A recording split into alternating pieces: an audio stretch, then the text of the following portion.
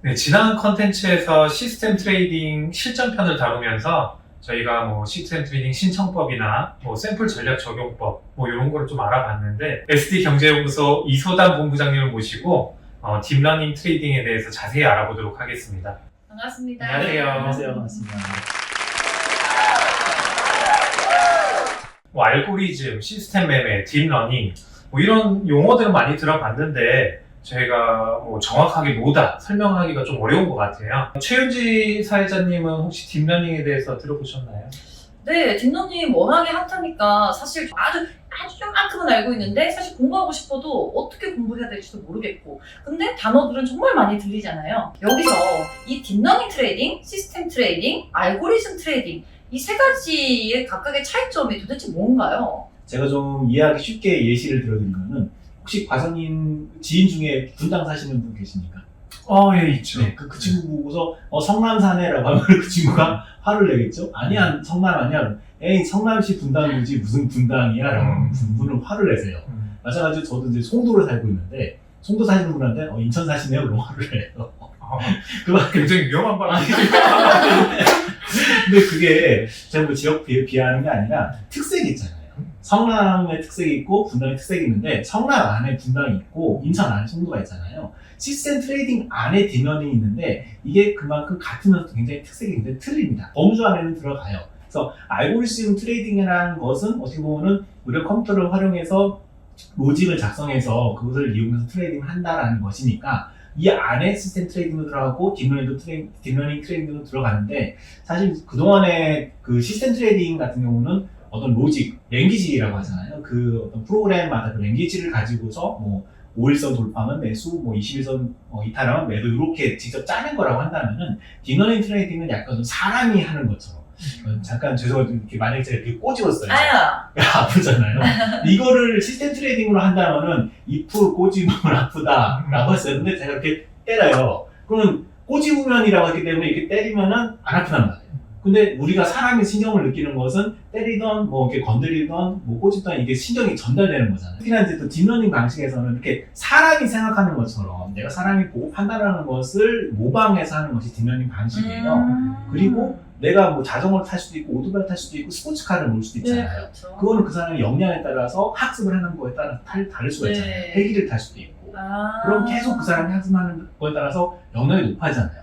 물론 if 21선, 뭐 5일선 돌파 매수, 21선 이탈은 매도 이렇게도 할 수는 있어요. 딥러닝에서. 그게 최적의 매수 매도 타이밍이라고 생각하면 그렇게도 할 수 있지만은 그건 진짜 아주 요만한 부분이고 딥러닝으로는 진짜 어마어마한 내가 상상할 수 있는 모든 것. 뭐 패턴이 쌍바닥이면 사야지 라고 했을 때 그거를 구현하게 할 수 있고 뭐 무슨 뭐 컵 패턴이면 산다 이런 것도 가능하고요. 모든 것을 다 넣어서 이 금융시장의 변동성에 다 적용을 할 수 있게 만들 수 있는 것이 바로 딥러닝 트레이딩. 그럼 예를 들어서 딥러닝 전략을 이용해서 막 그렇게 돌아간다고 하면 네. 그 중간중간에 저희가 뭐 이런 조건을 넣어서 뭐 이렇게 결정을 내릴 수 있는지 그런 것도 중간중간에 이렇게 넣을 수도 있나요? 뭐 가능합니다. 예를 들어서 이제 뭐 이렇게도 할 수 있어요. 내가 보기에는 5일선 돌파할 때가 괜찮더라. 그때만 너 판단해라.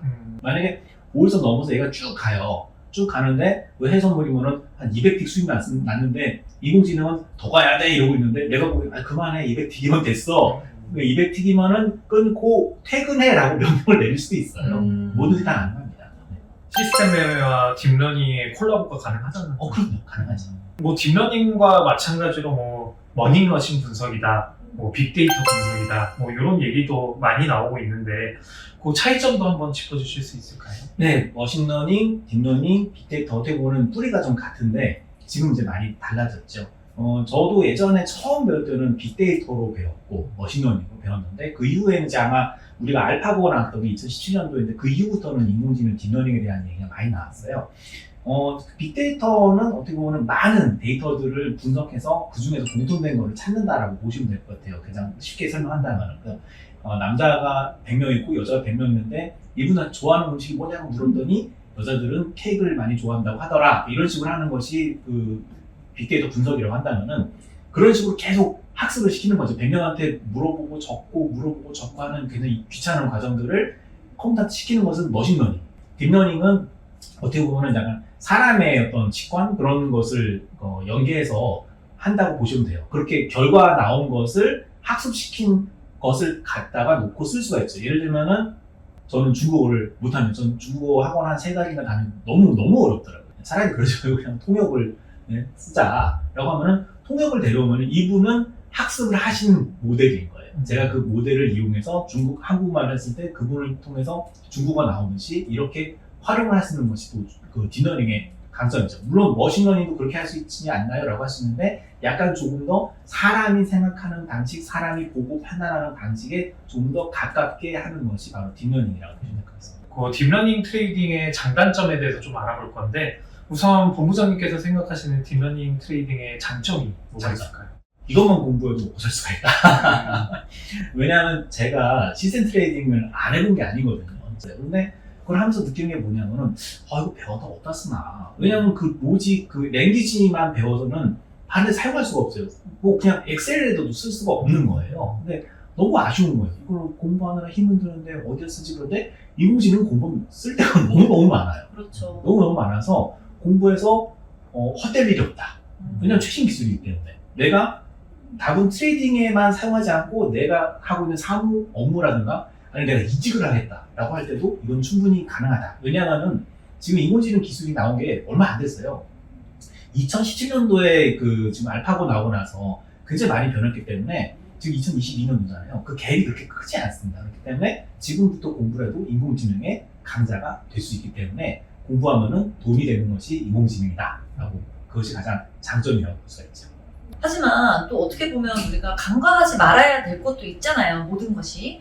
그럼 딥러닝의 방금 장점을 말씀해 주셨는데 혹시 단점도 존재할까요? 단점은 어려워요. 그러니까 공부할 양이 시스템 트레이딩에서 상당히 더 많습니다. 예를 들어서 시스템 트레이딩으로 아까 제가 얘기했던 5일선 돌파하면 매수, 21선 이탈하면 매도라는 전략을 내가 시스템 트레이딩을 짠다면은 한 뭐 코드 한 2줄, 4줄 정도면 돼요. 그럼 이거를 랭귀지를 공부하신 분들은 한 5분이면은 하실 거고 네. 공부를 오늘부터 시작하겠다 여기 땅 하면은 진짜 5분이면 그렇게 로직이 만들어지고 매수 매도가 되는데 네. 딥러닝을 5분 공부해서 절대 그렇게 안 되죠. 그렇게 하시려면 몇 개월을 공부해야 되는데 그렇기 때문에 그 진입 장벽이 높습니다. 그게 하나의 단점이죠. 그래서 나는 공부가 너무 싫어라는 분들은 저도 공부하기 별로 좋아하진 않지만 공부 좋아하는 사람이 누가 있겠습니까? 그런데 공부를 하면 할수록 좋아지고 나중에는 시스템 트레이딩을 할 때 너무 쉬워요.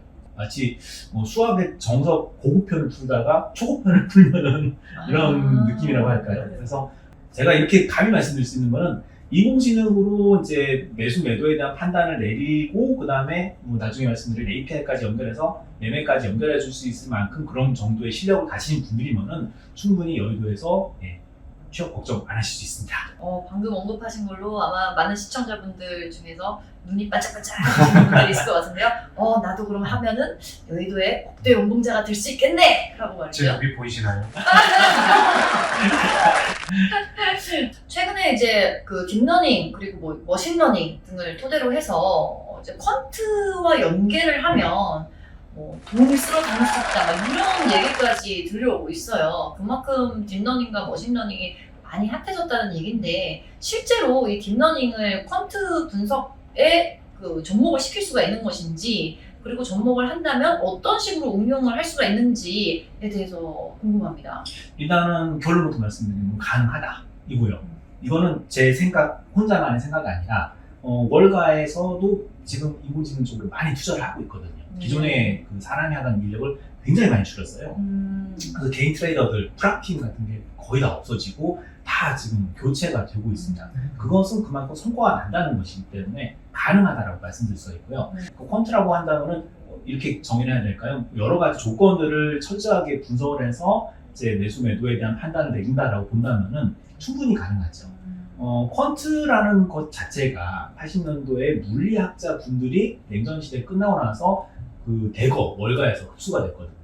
그 물리학의 데이터 기반 그 프로세스들을 분석하는 것을 가지고서 미사일 궤적 이렇게 그 계산하시던 분들이 월가 오셔서 예, 미분적분으로 자, 이 상품이 어떻게 될지 계산하신단 말이에요. 근데 그거를 네. 그렇게 연결시킨 것도 재밌다. 그 최신 기술이었어요. 네. 그 당시에. 80년도에는 인공지능은 핫하지가 않았고, 그 당시에는 겨울이었었고요. 네. 제일 핫한 것은 물리였고, 지금 제일 핫한 것은 어떻게 보면 인공지능이잖아요. 그래서 월가에서 가만히 있을 리가 없죠. 다 내려오죠. 네, 다 내려오죠. 그래서 퀀텀 분석을 했을 때 당연히 가능하고, 기존에 이제 막 블랙쇼츠 모델 이렇게 했던 그런 네. 근용적인 모델들을 데이터를 넣어서 분석을 시켜요. 인공지능을 공부할 때 가장 이제 기초로 하는 것 중에 하나가 타이타닉에 대한 생존자 분석 모델이에요. 거기 타 있는 사람들의 나이, 국적, 뭐 성별 이런 게 나오잖아요. 그런 거 보고서 이 사람이 살아있는 그 생존자 명단에 있을까 아니면은 그 실종자 명단에 있을까를 판단하는 것이 인공지능에서 제일 첫 번째 하는 굉장히 기초적인 모델인데, 그런 식으로 해서 여러 가지 그 조건들을 분석해서 인공지능으로 딥러닝 모델을 돌려서 네. 나오거든요. 근데 이게 마치 우리가 if then 이렇게 하는 게 아니라 인공지능의 딥러닝 모델, 신경망 모델을 판단해서 이 사람은 여러 생존자 모델들을 봤을 때 생존자의 확률이 높습니다 이렇게 판단하거든요. 그래서 마찬가지로 해소물도 지금 바이든이 지금 무슨 말을 했습니다. 혹은 우크라이나가 이렇게 되고 있습니다. 지금 양이 이렇게 되고 있습니다. 금리가 이렇게 되고 있습니다. 라는 것을 볼 때 쭉 그 데이터들을 넣어서 분석했을 때 지금은 상승이다. 지금은 하락이다. 지금 유보해야 될 때다. 지금 대기해야 될 때다. 이렇게 분석하는 것이 가능한 거죠.